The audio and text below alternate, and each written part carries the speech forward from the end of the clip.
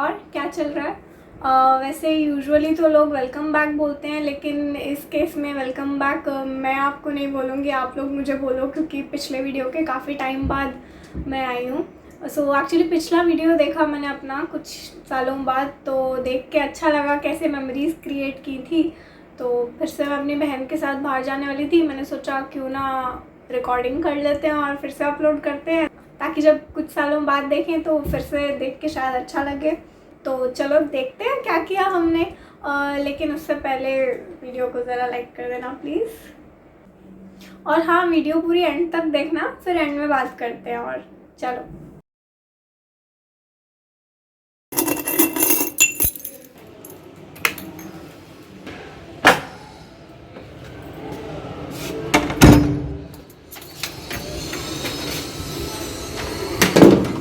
हम लोग घर से लेट निकले थे तो लग रहा था कि बाहर बहुत गर्मी मिलेगी, धूप मिलेगी, और वही हुआ। एकदम भयंकर गर्मी थी। स्टेशन पहुँचते पहुँचते ऐसा लग रहा था कि हम पिघल जाएंगे। और पास नहीं था तो टिकट लेनी थी, और ये मशीन एज़ यूजुअल चली नहीं। तो फिर साइड में जो अंकल बैठे हैं उनको बोलना पड़ा कि आप टिकट दो, और उनका मूड एकदम ऐसा ही था जैसे हर गवर्नमेंट एम्प्लॉय का होता है। एकदम सड़े हुए थे अंकल। और निकलते टाइम भी लेट हुआ था, क्योंकि ईशा ने 6 से 7 बार कपड़े चेंज किए थे। उसको कुछ पसंद ही नहीं आ रहा था, क्या पहनूं क्या नहीं पहनूं।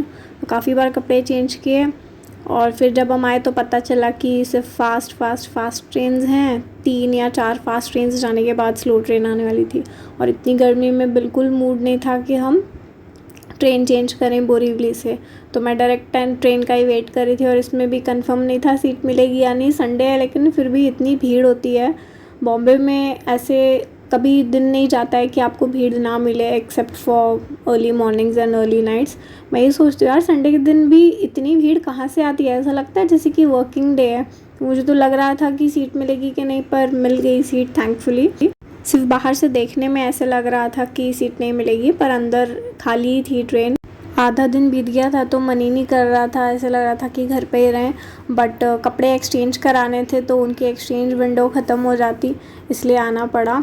और गोरेगांव में मेरी बहन ने 5 साल पढ़ाई की है, तो ये उसके लिए काफ़ी नॉस्टैल्जिक जगह थी।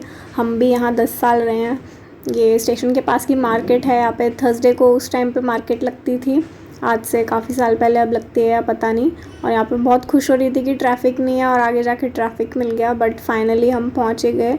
इस पॉइंट पे इतनी गर्मी लग रही थी और इतनी भूख लग रही थी कि बस दिमाग में ये था कि कपड़े एक्सचेंज बाद में करेंगे, पर पहले जाके कुछ खा लेते हैं। ये भी डिसाइड करना था कि क्या खाना है, उसमें भी कितना टाइम लग जाता है सोचते सोचते।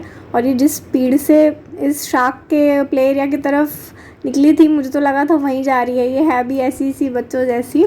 और थियोब्रोमा से अगर कभी मौका मिले तो चॉकलेट ओवरलोड ब्राउनी ट्राई करना ज़रूर, बहुत अच्छी लगती है मुझे तो, मेरी एकदम फेवरेट है। जैसे ट्रेन में लगता है ना कि सीट मिलेगी या नहीं मिलेगी पता नहीं, वीकेंड के दिन जब आप फूड कोर्ट आओ तो आपको ये लगता है आपको बैठने के लिए टेबल मिलेगा कि नहीं। तो हम भी वही सोच रहे थे कि पहले जाके क्या खाना है वो देखें, या ये देखें कि सीट है कि नहीं। और एज़ यूजुअल वीकेंड पे पूरा भरा हुआ था। फिर फाइनली हमने सोचा हम वाओ चाइना से कुछ नया ट्राई करते हैं, तो हमने एक हाउस वे ट्राई किया। 20-25 मिनट वेट करने के बाद, आई थिंक 30 मिनट वेट करने के बाद ऑर्डर जब आया तो मैं काइंड ऑफ डिसअपॉइंटेड थी, क्योंकि फ़ोटो में तो ये असेंबल्ड था, पर यहाँ पे इन्होंने ऐसे सारे इंग्रेडिएंट्स अलग अलग दिए थे।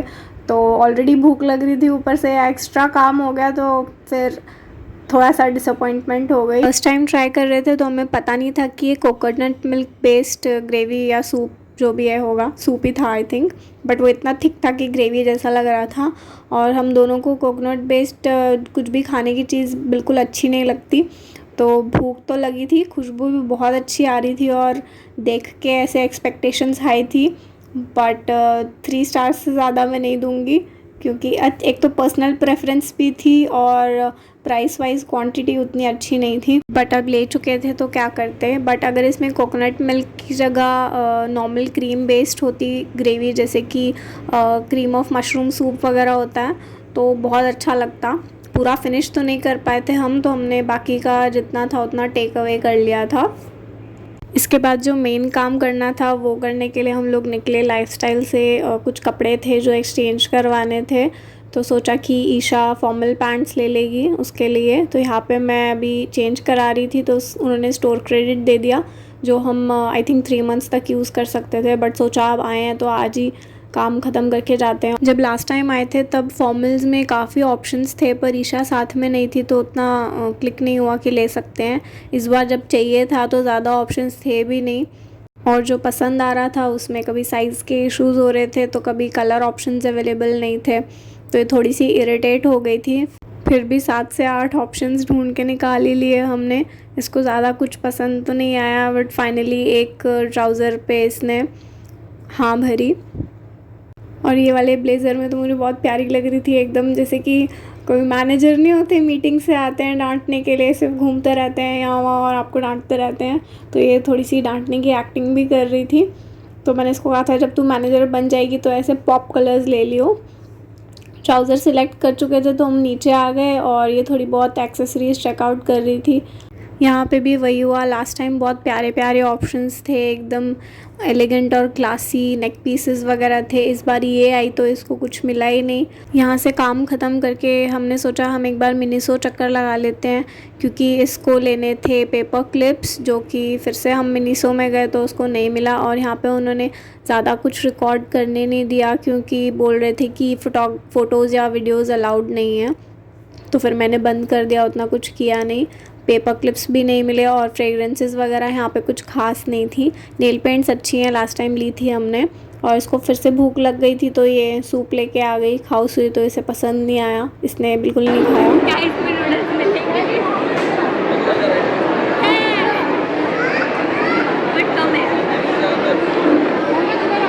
मंचाओ सूप इसका सबसे फेवरेट है, तो ये पी के काफ़ी खुश हो रही थी। मम्मी ने मना किया था कुछ भी ठंडा पीने के लिए, फिर भी इतनी गर्मी थी हमने कोल्ड ड्रिंक ले ली थी। और ये मम्मी को पता चलेगा जब मम्मी वीडियो देखेगी। मम्मी प्लीज़ डांटना मत। उसके बाद हमने एक्लेयर ट्राई किया डोनट की जगह, बट मुझे कुछ खास फ़र्क लगा नहीं, दोनों सेम ही थे टेक्सचर वाइज, सिर्फ शेप अलग थी। इसमें भी इसने ऐसे खाया जैसे ये बचपन में खाती है, एकदम मैसी मैसी होके, शुरू से ऐसी है।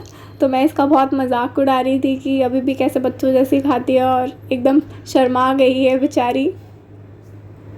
सामने कॉफ़ी की फ़ोटो देखने के बाद मेरा मन हुआ तो मैंने फिर हॉट चॉकलेट मंगा लिया। और इसके बाद ईशा की हालत ऐसी हो रही थी कि बस यहीं कोई सोने को दे दे, इतनी नींद आ रही थी इसको। शाम को इतनी गर्मी नहीं थी, थोड़ी गर्मी कम हो गई थी, बट वही टेंशन थी कि अब फिर से सीट मिलेगी कि नहीं मिलेगी बैठने के लिए। काफ़ी थक गए थे हम लोग घूम घूम के, यहाँ पे एकदम हालत ख़राब थी। और मुझे बोल रही थी ये कि सीट के सपने मत देखा करो, और भीड़ देख के मुझे भी लगा था शायद अब खड़े रह के जाना पड़ेगा, बट लकीली सीट मिल गई। मीरा रोड से जब भी मैं उतरती हूँ तो मैं स्काई वॉक प्रेफर करती हूँ रादर देन नीचे से जाना, क्योंकि नीचे काफ़ी भीड़ भड़क होता है और स्काई वॉक एकदम स्मूथ और खाली होता है, ईज़िली जा सकते हो आप। और अब हम ऑलमोस्ट घर पहुँच ही गए थे, ऐसे लग रहा था कि अब कुछ और काम ना करना पड़े, बस सो जाएं। हम पहुँच गए हैं घर, और इसी के साथ यहीं पे वीडियो को करते हैं एंड। हरे कृष्णा। हाय, अच्छा यहाँ तक देख ली पूरी? ठीक है ठीक है ठीक है।